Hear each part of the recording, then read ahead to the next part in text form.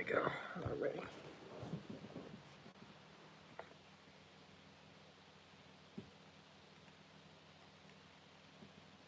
Chocolate. Chapter 22. Alexander! Dr. D shouted. I know you're not a cruel man. Don't let them do this. Alexander avoided my uncle's hard stare. Sorry, Dr. D, he muttered. I can't stop them. If I try to, they'll kill me too. Without another word, he lowered himself onto the other boat. What a creep, I thought angrily. Two of the masked men lifted Dr. D up high and dropped him into the tank. He landed beside me with a splash. Are you okay? I asked him. He rubbed the back of his head and nodded. Sheena was next. They tossed her in easily. She flew through the air, flaring her arms and legs. Then she plopped into the water.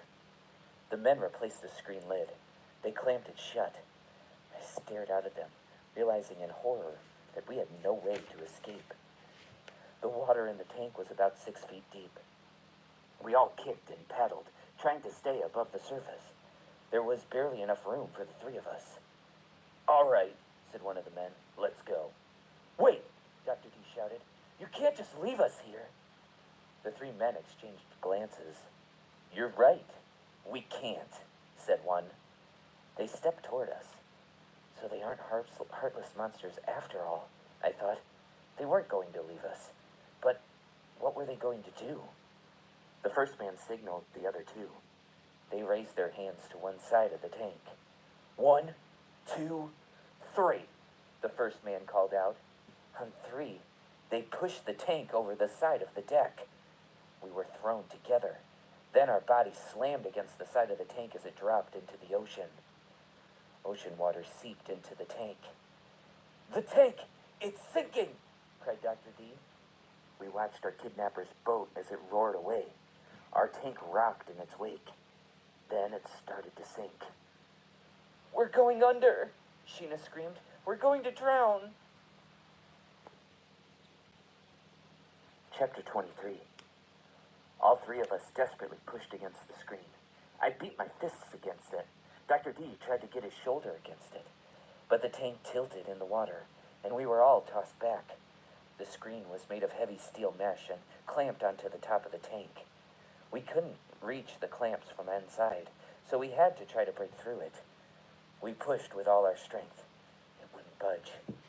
The tank slowly sank deeper below the surface of the dark, rolling water.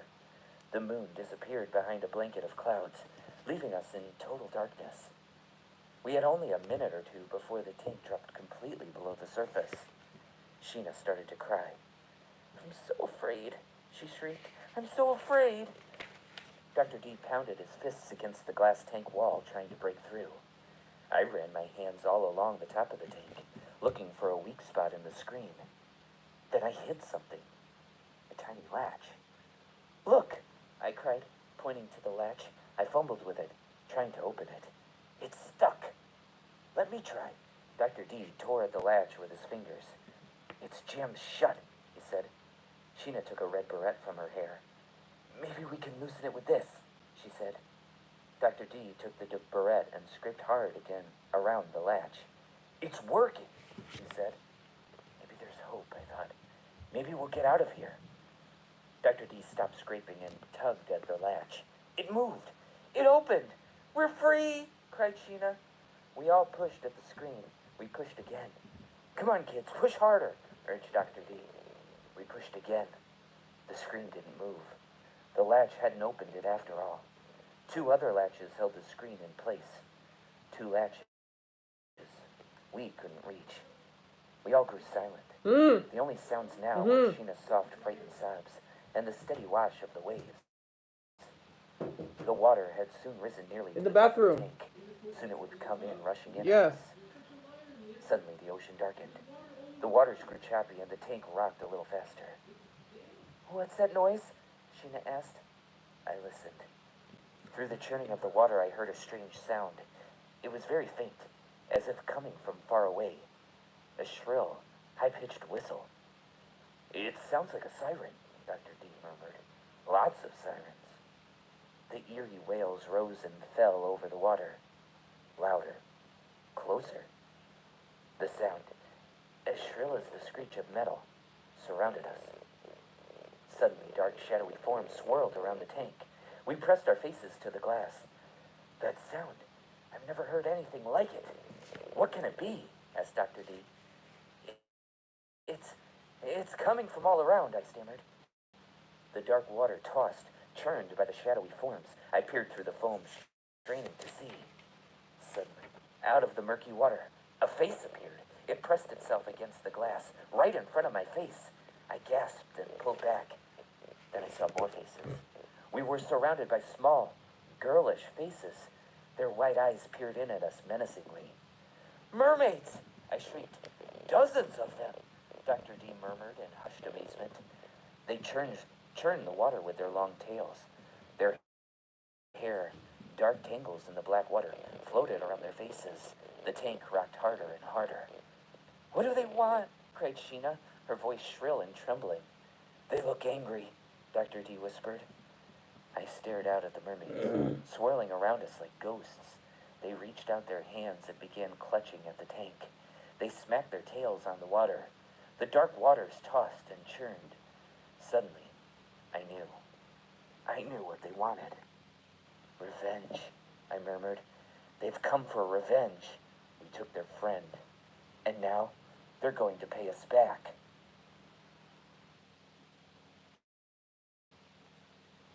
Chapter 24. Shadowy hands pressed against the glass. They're pulling us under, Dr. D cried. I gasped in terror, staring out at the hands, black lines against the glass. Then suddenly, the tank began to rise. Up out of the water.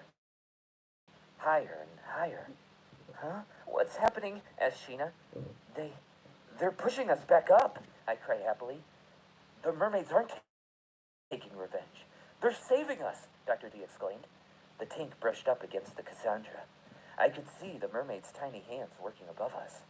The clamps popped open. The screen was pulled off. With a happy groan, Dr. D boosted Sheena up. She scrambled on board the boat. Then I climbed aboard, and we both helped pull Dr. D out of the tank. We were drenched, shivering from the cold, but we were safe.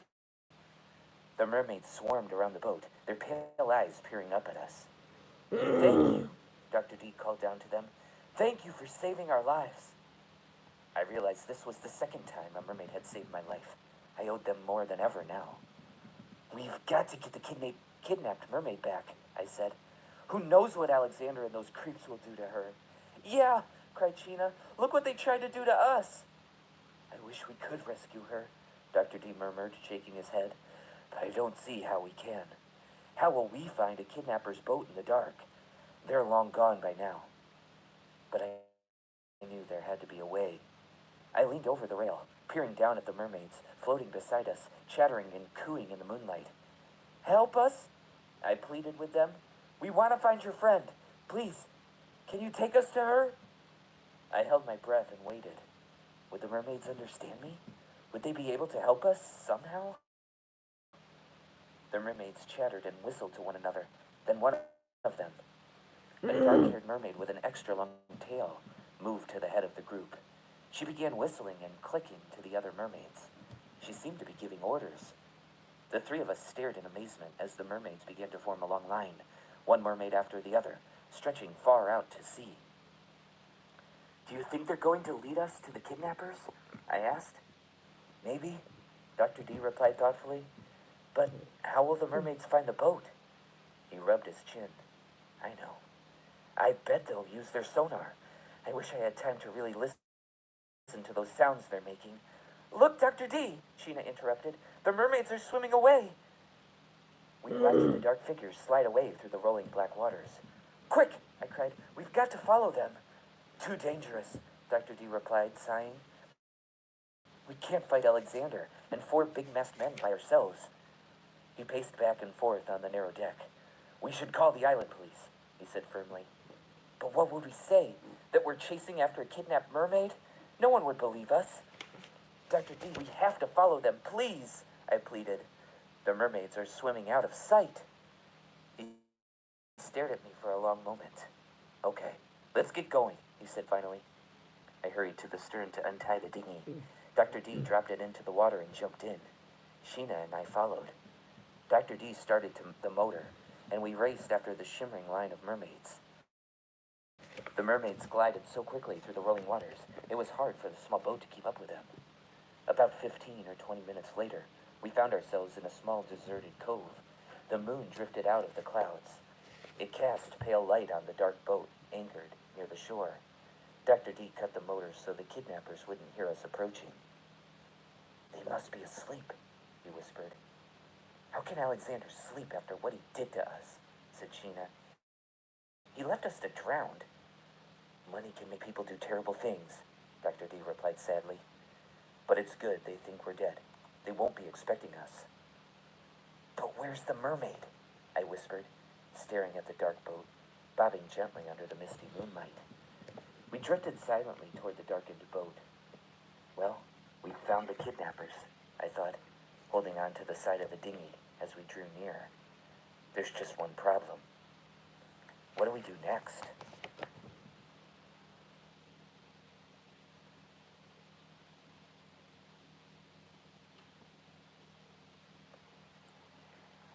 Deep Trouble by R.L. Stein. Chapter 25. The air became very still. The kidnappers' boat sat gently on the calm, glassy waters of the cove.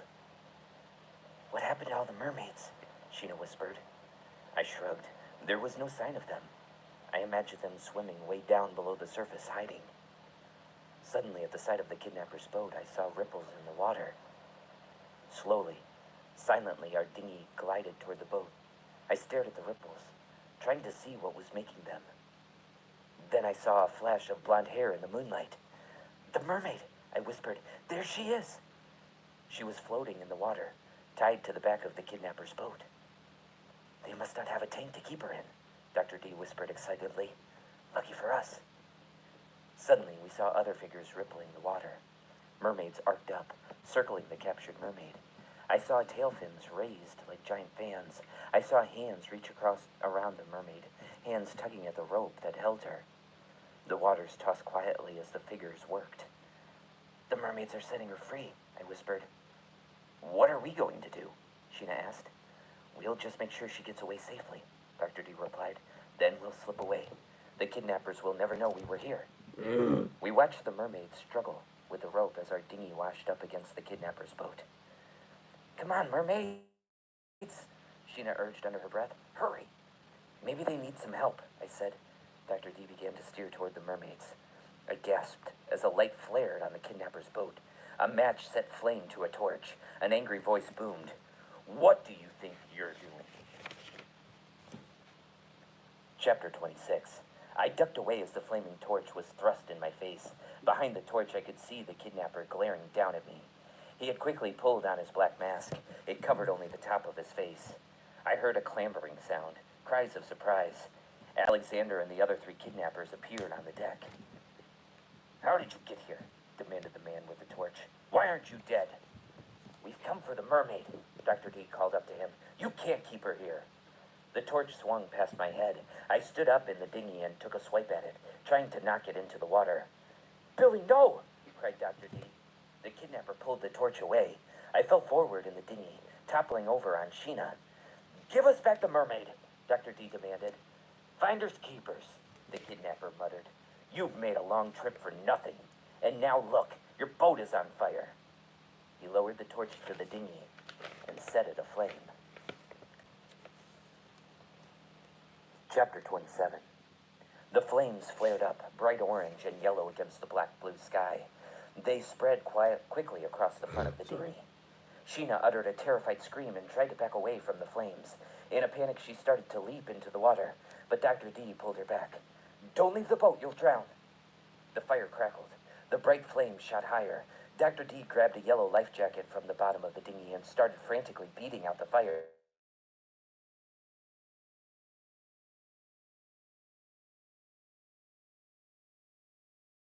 The flames. Sheena dumped seawater on them as fast as she could. Over the crackling flames, I heard Alexander shout, "Get the mermaid aboard! Let's get out of here!" "Dr. D!" I cried. "They're getting away!" Then I heard the kidnappers yelling, "The mermaid! Where's the mermaid?" I turned to the side of the boat. The mermaid mermaid was gone. Her friends had freed her.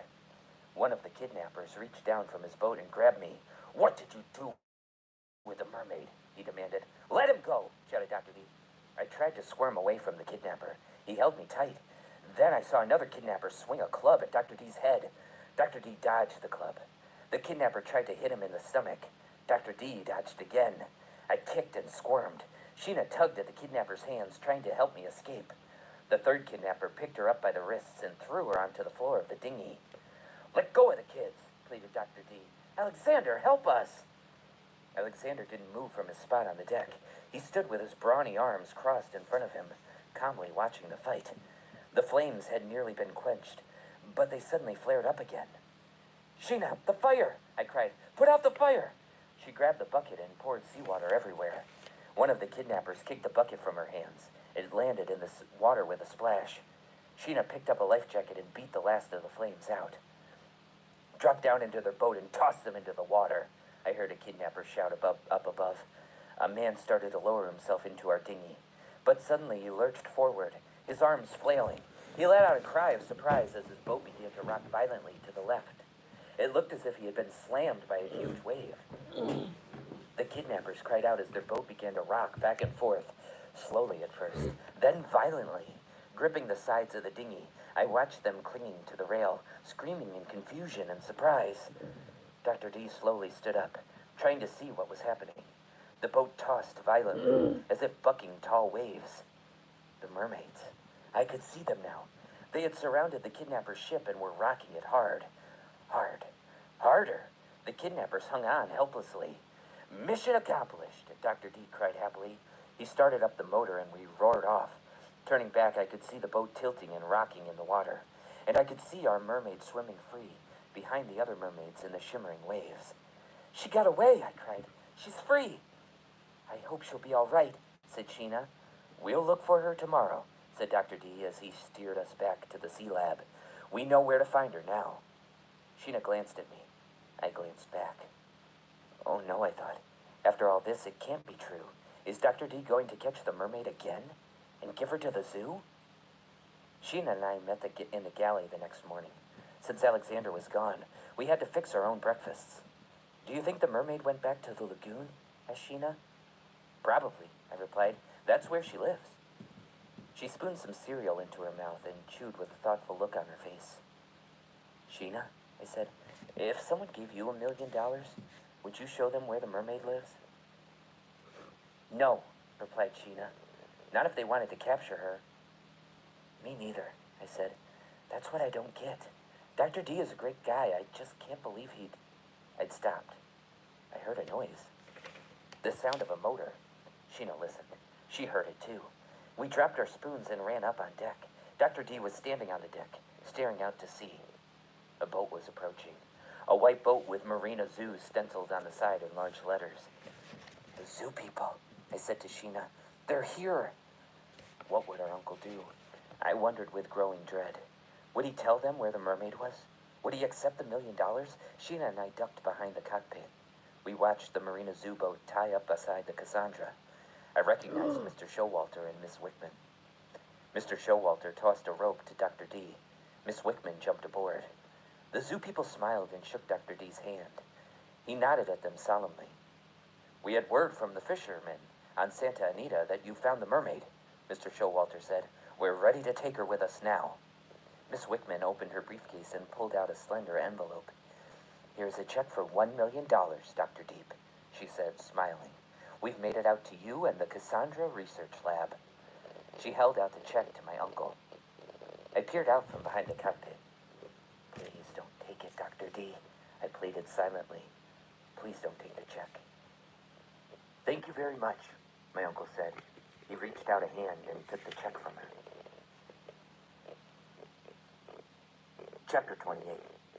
$1 million means a great deal to me and my work," Dr. D said. "Your zoo has been very generous. That's why I'm sorry I have to do this." He raised the envelope and tore it in half. The two zoo people gasped in surprise. "I can't take the money," Dr. D said. "Just what are you saying, Dr. Deep?" Mr. Showalter demanded. "You sent me on a wild goose chase," my uncle replied. I have searched these waters thoroughly ever since you left. With my equipment, I searched every inch of the lagoon and all the surrounding waters. And I am now more convinced than ever before that mermaids do not exist. Yay! I screamed to myself. I wanted to jump up and down and cheer my head off, but I stayed hidden with Sheena behind the cockpit. But what about that fisherman's stories? Miss Wickman protested. The local fishermen have told mermaid stories for years, Dr. D told her. I think they believe they're really seen mermaids rising through the mist on foggy days. But what they are seen are only fish, or dolphins, or manatees, or even swimmers, because mermaids don't exist. They're fantasy creatures. Mr. Showalter and Miss Wickman both sighed in disappointment. Are you sure about this? Mr. Showalter asked. Completely sure, my uncle replied firmly. My equipment is very sensitive. It can pick up the tiniest minnow. We respect your opinion, Dr. D, Mr. Showalter said with some sadness. You're the leading expert on exotic sea creatures. That's why we came to you in the first place. Thank you, said Dr. D. Then I hope you'll take my advice and drop your hunt for a mermaid. I guess we'll have to, said Miss Wickman. Thank you for trying, Dr. D. They all shook hands. Then the zoo people got back onto their boat and motored away. The coast was clear. Sheena and I came bursting out of our hiding place. Dr. D! Cried Sheena, throwing her arms around him. You're the greatest! A wide grin spread over Dr. D's face. Thanks, guys, he said. From now on, none of us will say anything to anyone about mermaids. Is that a deal? It's a deal, Sheena instantly agreed. Deal, I said. We all shook hands. The mermaid was our secret. I swore I'd never mention the mermaid to anyone, but I wanted to see her one last time. I wanted to say goodbye. After lunch, Sheena and Dr. D went to their cabins to nap. We had been up for most of the night, after all. I pretended to take a nap, too. But once they were asleep, I sneaked out of my cabin and slipped into the bright blue water. I swam over to the lagoon to search for the mermaid. The sun was high in a pale blue sky. It glowed down on the still lagoon waters, making them glitter as if covered in gold. Mermaid, where are you? I wondered. I was just past the reef when I felt a playful tug on my leg. Sheena, I thought. Had she followed me again? I spun around to catch her. No one there. Seaweed, probably, I thought. I kept swimming. A few seconds later, I felt the tug again. Harder this time. Hey, it must be the mermaid, I told myself. I turned once again to search for her. The water rippled. Mermaid? I called. A head popped out of the water. A gigantic, slimy, dark green head with one enormous eye and a mouthful of jagged teeth. The sea monster, I shrieked. The sea monster! Would they believe me this time?